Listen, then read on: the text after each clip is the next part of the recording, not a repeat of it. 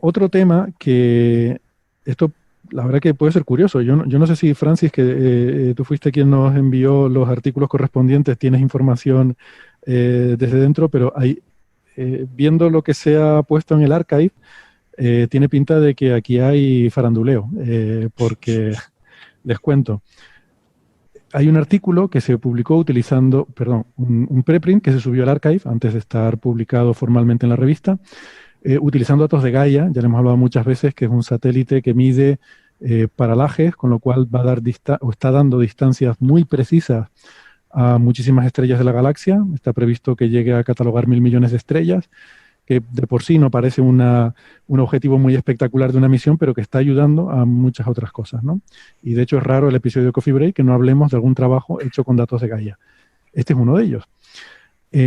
Aquí los autores, liderados por una investigadora que se llama Louise Bruval, o algo así supongo que se pronunciará, del CNRS en París, pues lo que hacen es mejorar la estimación de lo que se llama, o sea, mejora la relación que se conoce como la ley de Leavitt, de Henrietta Leavitt, que es, ya le hemos dicho, las estrellas cefeidas, que son el primer escalón de la escalera de distancias. Son estrellas que son pulsantes, tienen una variabilidad y su periodo de variación está ligado de forma muy estrecha a la luminosidad de esa estrella. Con lo cual, si tú tienes la suerte de pillar una cefeida en cualquier sitio, sabes inmediatamente a qué distancia está, porque puedes medir cuánto es su periodo de pulsación, cuánto tarda en hacer su variación de luminosidad. Tienen variaciones cíclicas de luminosidad, y en cuanto mides ese periodo, sabes cuánto es su luminosidad real, por lo tanto sabes a qué distancia está para que nos llegue a nosotros esa cantidad de luz. ¿Hasta ahí bien? Y ese es el primer paso de toda esa sucesiva escalera que se va construyendo para llegar hasta las supernovas de tipo 1A, que es con las que calculamos las distancias más lejanas que podemos medir en el universo y medir cosas como el ritmo de expansión del universo y el famoso parámetro de Hubble que está tan en cuestión aquí. ¿Qué pasa? Que hay pocas estrellas cefeidas en nuestra galaxia, entonces hay pocas en las cuales se pueda medir bien la paralaje y por lo tanto su distancia. Y lo que hacen en este artículo es usan Gaia para determinar de una forma bastante hábil distancias a cefeidas y poder rehacer esa calibración. Y dicen que cuando haces esa recalibración, entonces hay que cambiar un poco la calibración estándar y hay que redefinir toda esa escalera de distancias. Bueno, voy a dejar para después la técnica porque es chula, la verdad. Lo que hacen es muy, muy interesante. Es una forma de saltarse los problemas que hay, porque en principio esto con Gaia sería muy difícil de hacer, no se podría hacer bien. Y ellos se lo saltan usando una técnica bastante hábil. Pero la gracia del asunto es que en ese primer preprint que suben al archive, llegan a la conclusión de que cuando tú recalibras toda la escalera de distancia, utilizando estas nuevas medidas más precisas, entonces ese ritmo de expansión del universo que tú determinabas con las supernovas, en vez de ser 74, que era como estaba determinado, se convertía en 68, que ya concuerda perfectamente con la otra medida que era la cosmológica, la que se obtiene con el fondo cósmico de microondas y el modelo cosmológico actual. Porque les recuerdo que ese era el problema, que según tú hagas la medida usando el modelo cosmológico actual y el fondo de microondas, te sale 68, ¿vale? Kilómetros por segundo por megaparsec, 68. Si lo haces usando la escalera de distancia y la supernova de tipo 1A, te sale 74. Y esa discrepancia está ahora a 5 sigma. O sea que se considera que es una discrepancia y que puede indicar nueva física, que puede indicar un error en el modelo cosmológico o algún otro tipo de problema. Entonces este paper de repente decía, ojo, que es que está mal lo de las supernovas, que si lo recalibramos y lo hacemos así, da 68. Bueno, el resultado súper importante, ¿vale? Esto sería la resolución de la discrepancia del parámetro de Hubble. Sería un bombazo de resultado. Resulta que pues, ese artículo, que tiene una serie de autores, se pone en el archive, creo que es en octubre del año pasado, 10 de octubre de 2019. Luego ese artículo se quita. Claro, tú no puedes retirar un artículo del archive, lo que puedes es subir una nueva versión. Entonces se sube una nueva versión que está vacía, ¿vale? Se sube una nueva versión vacía. Y ahora, el 15 de junio de este año 2020, se pone otro, el mismo artículo, subido de nuevo, por más o menos los mismos autores, pero el más o menos es interesante. Son casi los mismos autores, pero con unas pequeñas diferencias. Las pequeñas diferencias incluyen que hay dos autores nuevos, que son Richard Anderson y un tal Adam Riess, que no sé si les suena, Premio Nobel de Física por el descubrimiento de la expansión acelerada del universo, junto con Perlmutter y junto con Smith, que Riess además se ha mantenido muy activo en toda esta controversia, que es una de las personas que ahora está trabajando más y más a fondo en definir en trabajar y refinar estos datos de la escalera de distancia, y lo que ha hecho su trabajo es más bien aumentar esa discrepancia, ¿no? Bueno, pues ahora aparece como coautor del artículo y ahora el resultado del artículo ha cambiado y en vez de llevarlo a 68, con la nueva calibración se les queda en 73, ¿vale? ¿Qué interpretaría uno? Yo no sé si, Francis, si tú tienes más información. Así, de forma naif, uno interpretaría, esto es que Riess le llegó noticias de este preprint, se puso en contacto con ellos, les buscó errores y, pensando bien, pues lo han incluido en el artículo también como coautor y lo han corregido y lo han hecho bien, ¿no? Lo que pasa es que también hay autores que se han caído del artículo, de aquella versión a esta, que es lo más sorprendente. En concreto, hay 3 autores que ahora les voy a decir quiénes son Laura Ino, Darius Gracic y Simon Borniet. 3 autores de, no sé, de 20 y algo. Esos autores firmaban la primera versión, no firman ahora esta segunda versión. No sé si ha habido ahí alguna tensión o alguna discrepancia, no sé a cuánto sigma.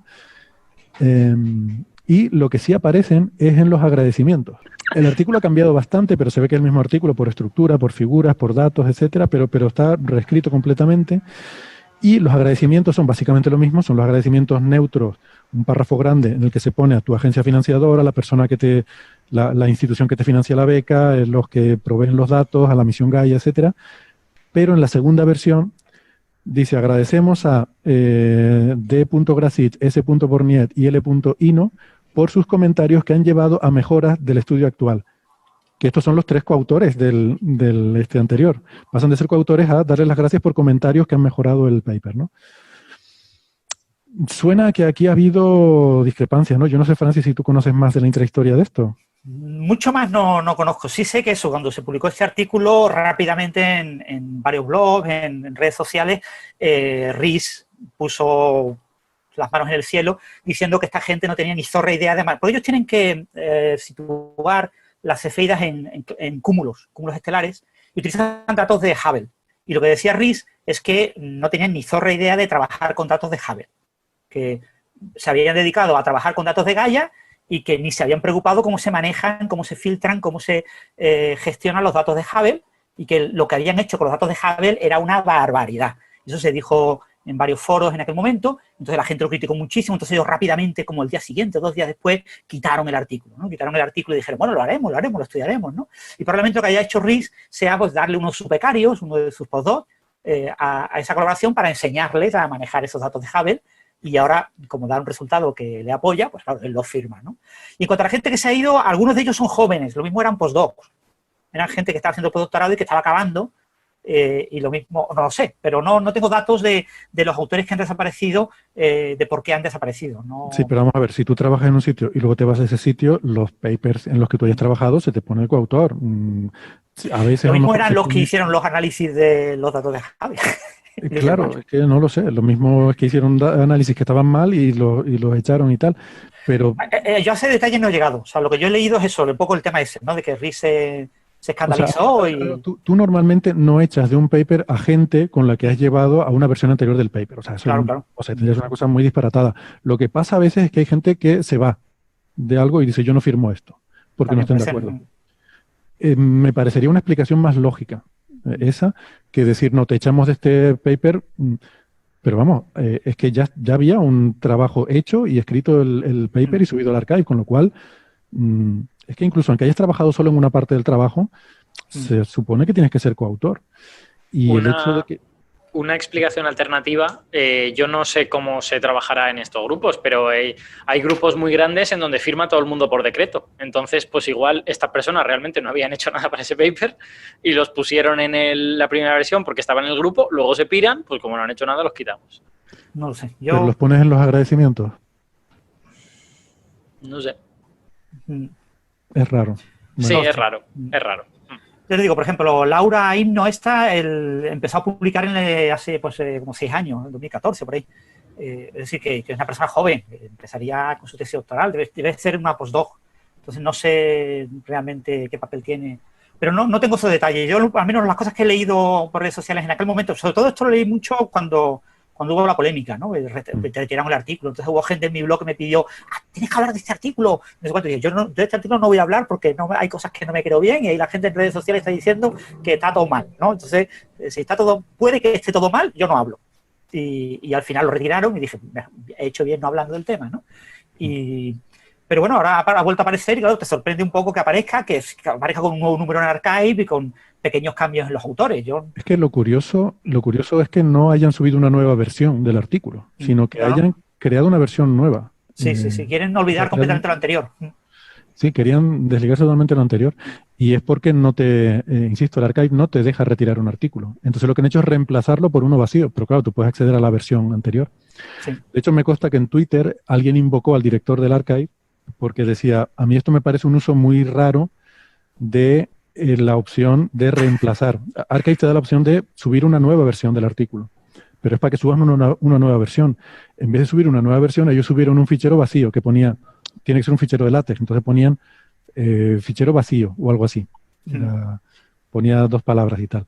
Y alguien decía en Twitter, a mí no me parece que esto sea un buen uso de la funcionalidad de subir una versión revisada, ¿verdad? E invocaba al director del Archive.